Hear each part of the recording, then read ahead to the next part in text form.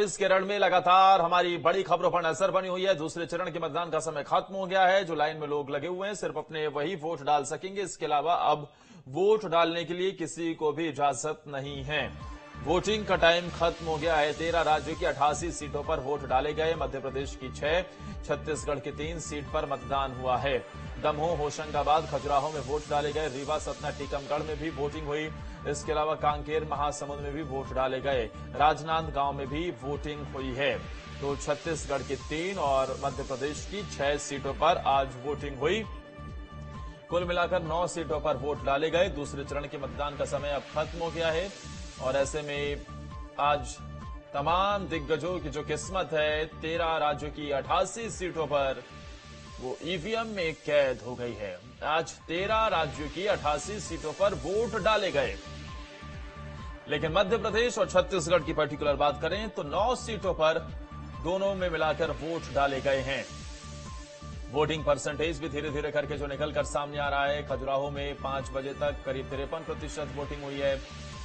दमोह में करीब 54%। और देखिए जरा, दूल्हे राजा अब बारात लाने की तैयारी है या फिर बारात लेकर आए हैं और उसके बाद डायरेक्ट फिर वोट डालने के लिए पहुंचे हैं। चश्मा उश्मा लगाए सेट हैं बिल्कुल और वोट डालने के लिए पहुंचे और बताया कि भाई हमारी नई नई शादी हुई है लेकिन सबसे पहला मतदान है और अपने अधिकार का हम पूरा प्रयोग कर रहे हैं।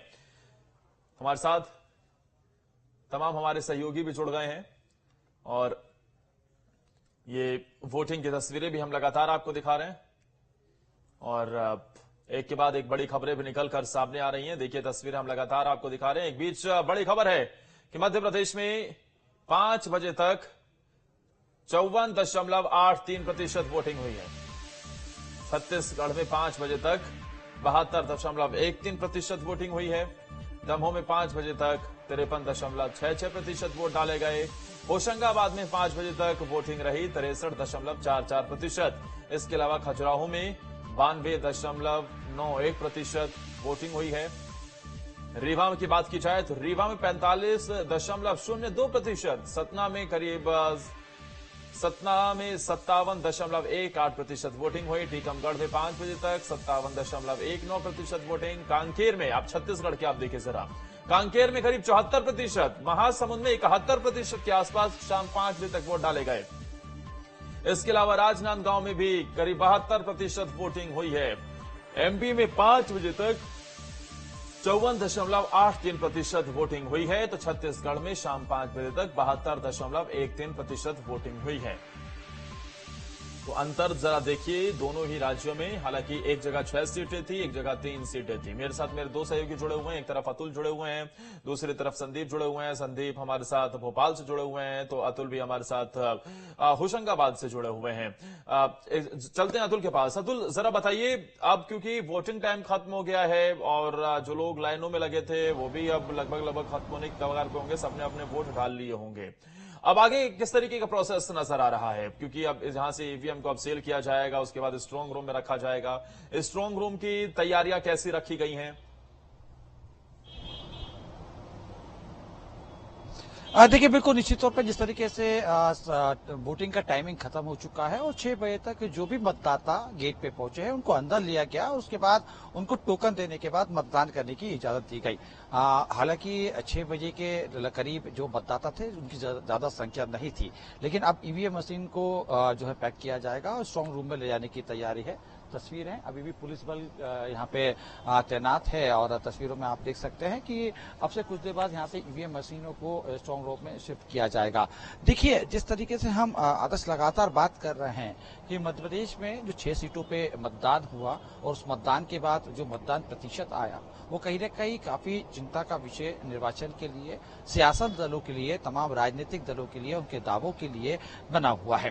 देखिए इसमें हम अगर देखने की कोशिश करें, देखिए अभी अगर आपको मैं मैं आपको जो मंजर दिखा रहा हूँ, तस्वीर दिखा रहा हूँ, ये कोठी बाजार के नर्मदापुरम के आदर्श पोलिंग बूथ की है। पूरी तरीके से अधिकांश ये खाली हो चुका है। कुछ जरूर पुलिस बल यहाँ पे दिखाई दे रहे हैं, कुछ अंदर पीठासीन अधिकारी है जो ईवीएम मशीन को पैक करेंगे और इसके बाद यहाँ से उनको स्ट्रांग रूम में शिफ्ट कर दिया जाएगा।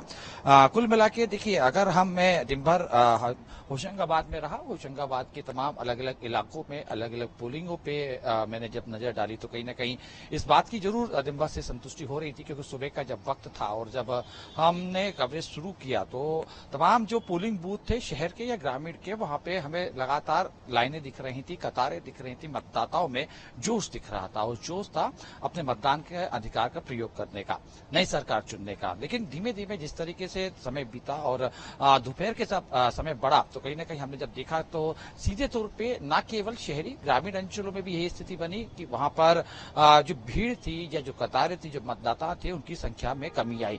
ये कमी सीधे तौर पे सियासी दलों के दावों पे भी सवाल उठा रही है। देखिए, इस बात को हम समझते हैं कुछ इस तरीके से। 2019 का हमने चुनाव देखा था, 2019 के चुनाव में हमने देखा था कि उस समय सियासी दलों का जो प्रचार करने का तरीका था काफी जमीनी स्तर पर था। बूथ और डोर टू डोर ज्यादा राजनीतिक दल के जो नुमाइंदे थे उस पर भरोसा करते थे। लेकिन समय के साथ साथ जैसे जैसे समय बदला और 2023 का हमने जो चुनाव देखा, उसके बाद 2024 का हम चुनाव देख रहे हैं, उसमें कहीं ना कहीं सोशल मीडिया का एक अहम रोल रहा और इसके कारण कहीं ना कहीं कार्यकर्ता जो रहे डोर टू डोर जाने से बचे। और पहले चरण के बाद जब दूसरे चरण की तरफ प्रदेश बढ़ रहा था, यानी 6 सीटों के ऊपर जब मतदान के लिए प्रचार प्रसार चल रहा था, तो दोनों ही राजनीतिक दल के लोग, कांग्रेस या बीजेपी, दोनों ही कह रहे थे कि जमीनी स्तर पर बूथ लेवल पर कमेटियां जो हमने गठित की है उनको सक्रिय किया गया है। सीधे तौर पे ये कम प्रतिशत मतदान फिलहाल हमें दिख रहा है, यानी कि जो 5 बजे तक के मतदान प्रतिशत की हम जो बात कर रहे हैं, जो हम चर्चा कर रहे हैं, इसमें जरूर बढ़ोतरी होगी धीमे धीमे, क्योंकि 370 बढ़ाने का दावा। और कहाँ हैं ये पोलिंग बूथ के कार्यकर्ता, पोलिंग बूथ के जो तमाम पार्टीज की तरफ से कार्यकर्ता